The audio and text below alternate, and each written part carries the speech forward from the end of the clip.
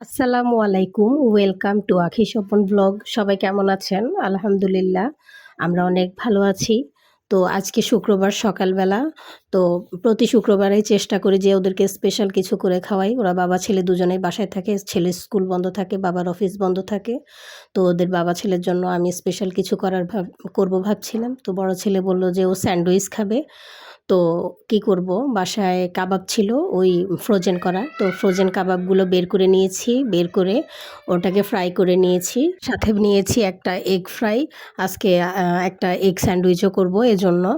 তো শসা কেটে নিয়েছি আর নিয়েছি গাজর। আর সাথে নিয়েছি কিছু চিজ গ্রেট করে নিয়েছি। তো আজকে চিজ দিব এজন্য। আর সাথে ধনেপাতা কুচি। প্রথমে পাউরুটিতে আমি টমেটো সস দিয়ে দিয়েছি। তারপরে দিয়ে দিয়েছি এগটা। তো এগের উপরে দিয়ে দিয়েছি শসা, তারপর হচ্ছে গাজর আর ধনেপাতা, সাথে দিয়ে দিয়েছি বেশ কিছু চিজ। স্যান্ডউইচটা এটা এগ দিয়ে করলাম।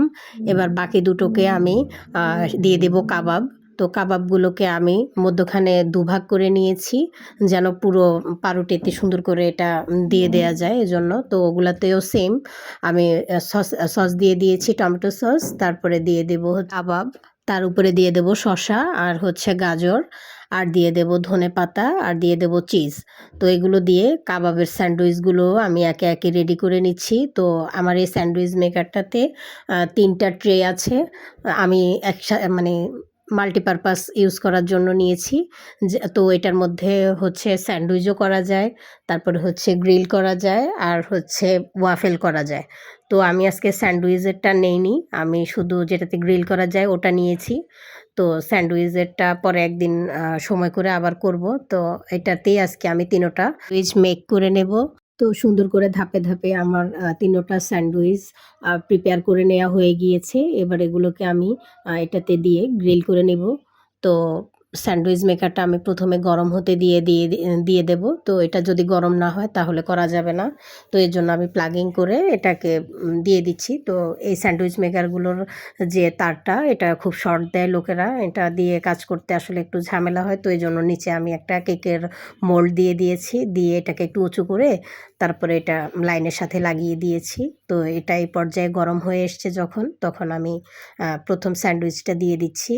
তো প্রথম স্যান্ডউইচটা দিয়ে আমি কিছু সময় ওয়েট করছি, ধরেই একেবারে বন্ধ করে দিইনি। কিছুক্ষণ অপেক্ষা করে আমি একটু ঘি ব্রাশ করে দেবো এর মধ্যে।